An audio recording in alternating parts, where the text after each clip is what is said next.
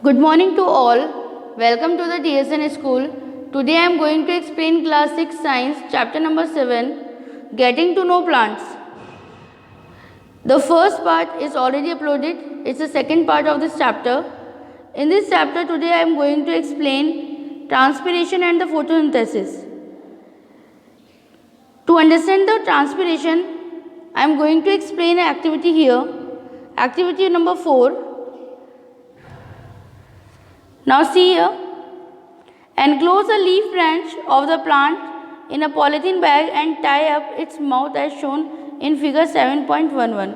यहाँ पर जिस तरीके से 7.11 फिगर के अंदर आपको दिखाया गया है, ठीक ऐसे ही हमें क्या करना है कि जो प्लांट है उसकी ब्रांच वाले पार्ट पे इस तरीके से हमें एक पॉलीथीन टाई कर देनी है। कुछ समय बाद में जब हम देखेंगे वहाँ पे तो हम क्या देखते हैं कि पॉलीथीन की इनर सरफेस के ऊपर हमें कुछ वाटर ड्रॉपलेट्स दिखाई देते हैं। ओके, जो पॉलीथीन की ये जो इनर सरफेस जो होगी यहाँ पर, ये जो इनर सरफेस होगी उसके अंदर की तरफ हमें वाटर ड्रॉपलेट्स दिखाई देती हैं। तो ये वाटर ड्रॉपलेट्स कहाँ से आती है, अंडरलाइन कीजिए यहाँ से।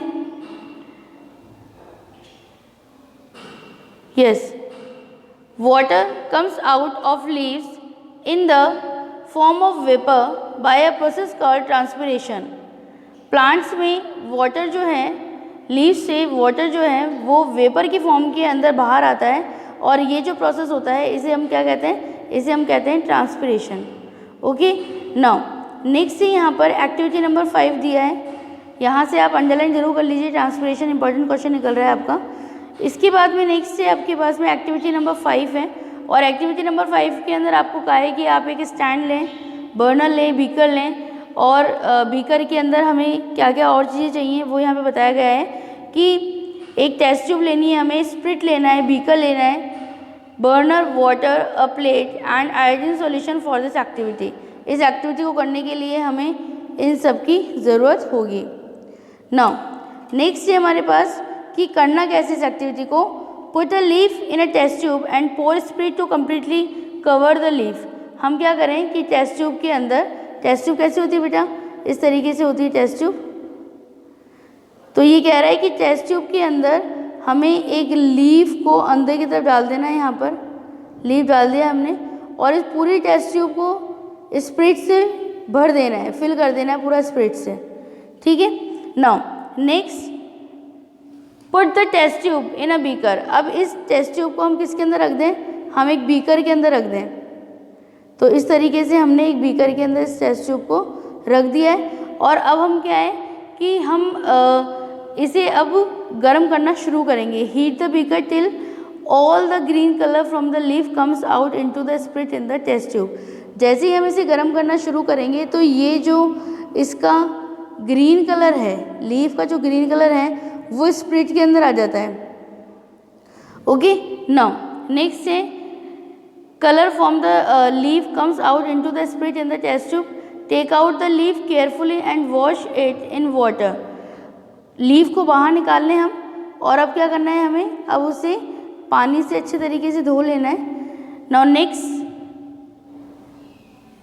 इस लीफ को अब हम एक प्लेट में रखेंगे और उसके ऊपर आयोडीन सॉल्यूशन डालेंगे। कौन सा सॉल्यूशन डालना है बेटा, आयोडीन सॉल्यूशन डालना है। देखिए यहाँ पे इसे हम एक प्लेट के अंदर रखें और उसके ऊपर आयोडीन सॉल्यूशन हम डालें।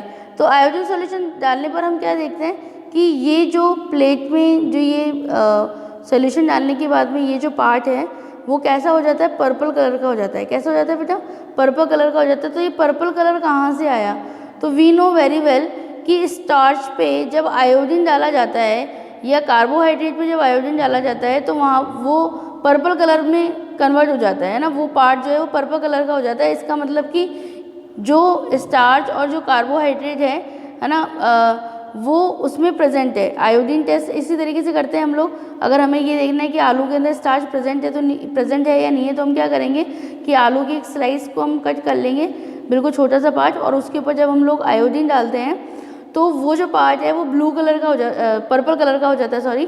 तो पर्पल कलर का होने का दैट मीन्स कि वहाँ पर स्टार्च और कार्बोहाइड्रेट प्रेजेंट है ना। तो लीफ के अंदर अगर इस तरीके से हमें रिएक्शन मिल रही है दैट मीन्स कि लीफ में भी स्टार्च या कार्बोहाइड्रेट ज़रूर प्रेजेंट होगा। ओके, नाउ नेक्स्ट है अभी आपके पास में यहाँ से एक इम्पॉर्टेंट टॉपिक निकल रहा है फोटोसिंथेसिस। नाउ नेक्स्ट टॉपिक निकल रहा है बेटा हमारे पास में यहाँ पर, ये इम्पॉर्टेंट टॉपिक है कि what is a photosynthesis. Photosynthesis क्या होता है, तो देखिए अंडरलाइन कीजिए, leaves prepare their food in the presence of sunlight and a green colour substance present in them. Leaf के अंदर ग्रीन कलर का पिगमेंट प्रेजेंट होता है जिसे हम क्लोरोफिल कहते हैं, और ये क्लोरोफिल वाटर, कार्बन डाइऑक्साइड की प्रेजेंस के अंदर अपना खाना खुद बनाता है, यानी कि लीफ जो है अपना खाना खुद बनाती हैं। और ये जो प्रोसेस होता है इस प्रोसेस को हम क्या कहते हैं, फोटोसिंथेसिस कहते हैं। और ये बहुत इंपॉर्टेंट प्रोसेस है, एटलीस्ट क्लास 10 तक ये हमारे कोर्स में आता ही रहेगा।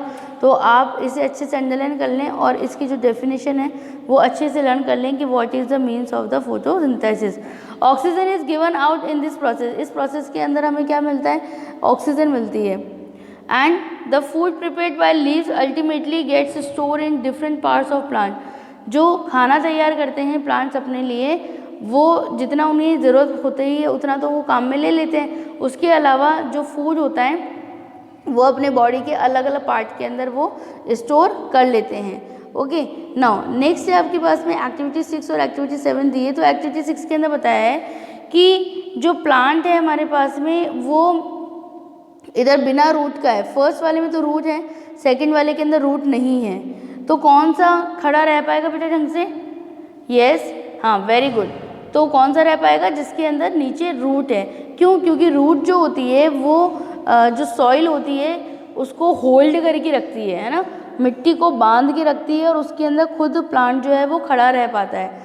ठीक है, यहाँ पे स्टार्टिंग के अंदर एक एक्टिविटी दी है कि 2 प्लांट है, हम उसके अंदर जो पानी दे रहे हैं, तो फर्स्ट वाले प्लांट में तो हम क्या कर रहे हैं कि केवल लीफ के ऊपर ही पानी दिया जा रहा है, और सेकंड वाला जो प्लांट है उसमें हम उसकी रूट के अंदर पानी दे रहे हैं। तो कौन सा वाला प्लांट मुरझा जाएगा, यस, ए वाला। क्यों, क्योंकि उसकी रूट में तो पानी गया ही नहीं, तो लीफ जो है वो तो वाटर को एब्जॉर्ब ही नहीं कर सकती, तो वाटर एब्जॉर्ब करने का और मिनरल को जो एब्जॉर्ब करने का वर्क है वो कौन करता है, वो रूट करती है।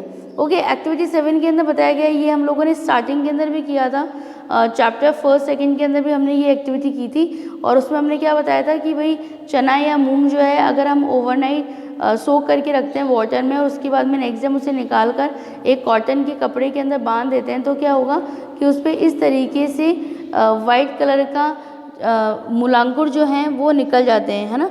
ये एक्टिविटी हम लोग पहले भी कर चुके हैं।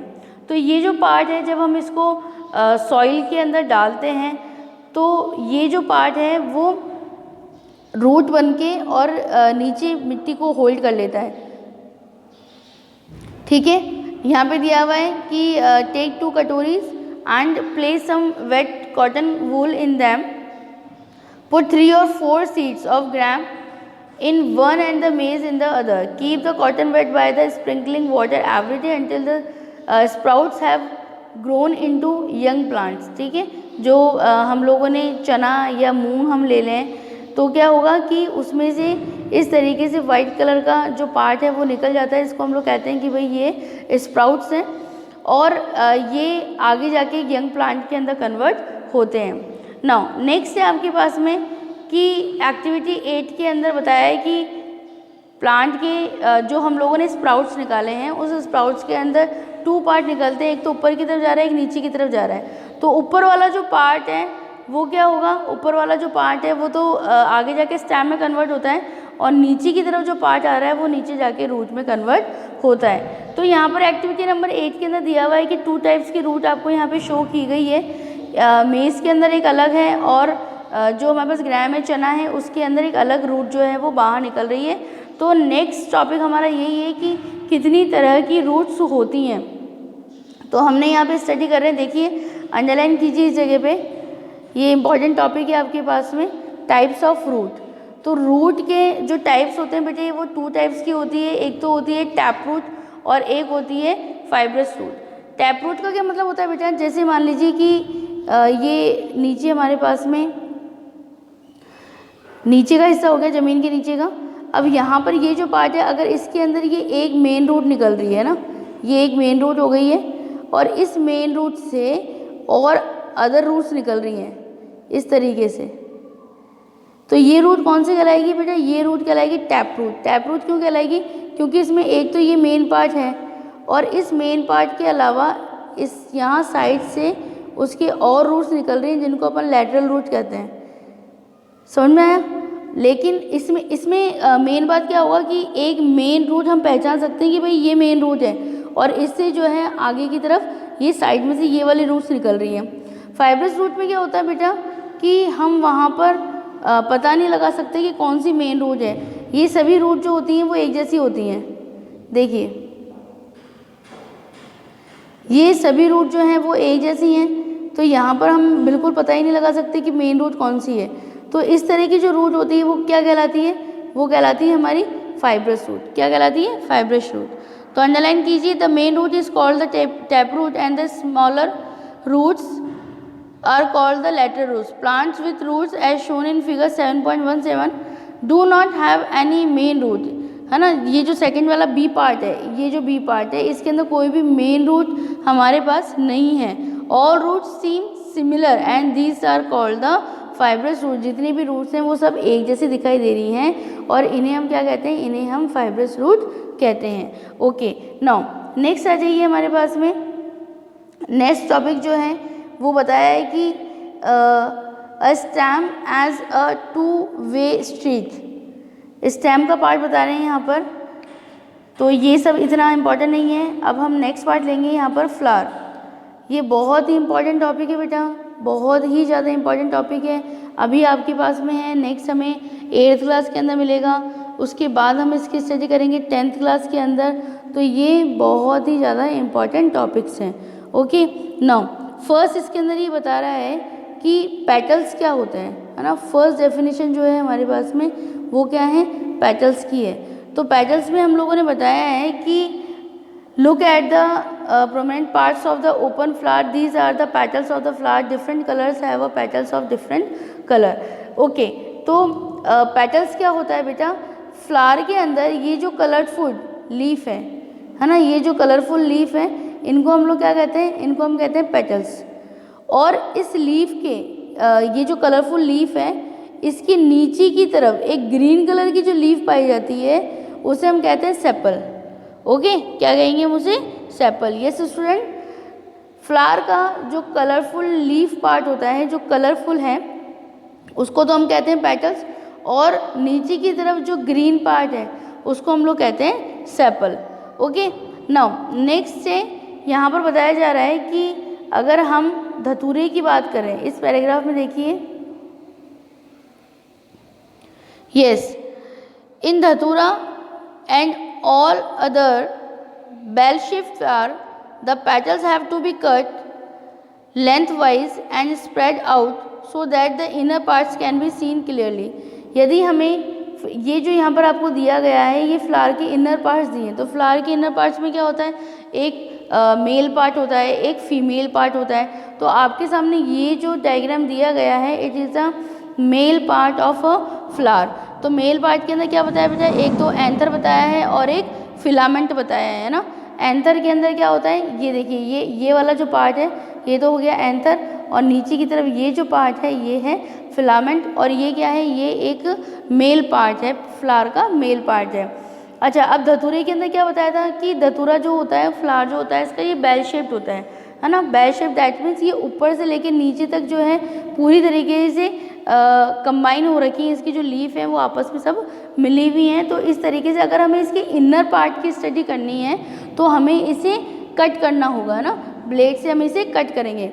नाउ नेक्स्ट है हमारे पास यहाँ पर आपको और फीमेल पार्ट दिया गया है। अभी हम लोगों ने यहाँ पर जो स्टडी करी है ये male part of the plant की किया था, sorry male part of a flower का किया था, और अब हम जो स्टडी कर रहे हैं यहाँ पर ये female part of a flower. तो फीमेल पार्ट में क्या क्या होते हैं बेटे? Style, stigma and ovary. ठीक है, ये 3 पार्ट्स होते हैं और इनकी ब्रीफली स्टडी जो है वो क्लास 10th के अंदर हम करेंगे। नीचे की तरफ बताया गया है एक्टिविटी नंबर 11 के अंदर बता रहे हैं कि ये जो फीमेल पार्ट है इसमें जो ओवरी वाला पार्ट है, जब हम इसे ब्लेड से कट करते हैं तो ब्लेड से कट करने पर हमें क्या दिखाई देता है इसके अंदर हमें ओव्यूल्स दिखाई देते हैं। क्या दिखाई देते हैं बेटा? ओव्यूल्स दिखाई देते हैं। और ये ओव्यूल्स जो हैं जब इनसे मेल पार्ट से जो एंथर हैं जब वो इनसे कंबाइन होता है तब आगे जाके और प्रोसेस होते हैं, जैसे किस तरीके से फ्रूट बनता है, किस तरीके से सीड बनते हैं और आगे कौन कौन से प्रोसेस जो होते हैं वो फ्लावर में कंप्लीट होते हैं। तो ये सारी जितनी भी ब्रीफ स्टडी है वो अभी आपके कोर्स में नहीं है, ये सब हमें मिलेगी क्लास 10th के अंदर। तो अभी तो आपको यही पता करना है, यही आपको ध्यान रखना है कि भाई जो फ्लावर होते हैं उसके कौन कौन से पार्ट होते हैं और उनके नेम क्या क्या होते हैं। नाउ नेक्स्ट यहाँ पर दिया गया है कि the number of the sepals, petals, स्टेमन and the pistol में ऑल्सो भी different in a different flowers. अलग अलग फ्लावर के अंदर इनकी जो संख्या होती है वो अलग अलग होती है। Sometimes some of these parts में इवन भी एब्सेंट। कुछ फ्लावर्स तो ऐसे होते हैं जो जिनमें या तो खाली मेल पार्ट ही होगा या उसमें खाली फीमेल पार्ट ही होगा, just only for male part present and just only for female part is present. कुछ फ्लावर ऐसे होंगे जिसके अंदर मेल एंड फीमेल दोनों ही पार्ट प्रेजेंट होंगे। तो ये सब जो स्टडी है वो आपकी हायर क्लासेस के अंदर आएगी। नाउ नेक्स्ट हमने क्या स्टडी किया? We have studied some feature and function of leaves, stems and roots. हमने क्या स्टडी किया बेटे? इसमें लीव्स, स्टैम्प्स और रूट की स्टडी करा। इसके बाद में हमने फ्लावर का स्ट्रक्चर देखा कि डिफरेंट फ्लावर में डिफरेंट स्ट्रक्चर होते हैं। And we will learn about the function of flower in higher classes. Higher classes के अंदर हम इनके फंक्शन की स्टडी करेंगे। आई होप कि ये जो टॉपिक्स हैं बहुत ईजी थे और आपको बहुत अच्छे से समझ में आए होंगे। थैंक यू वेरी मच बेटे।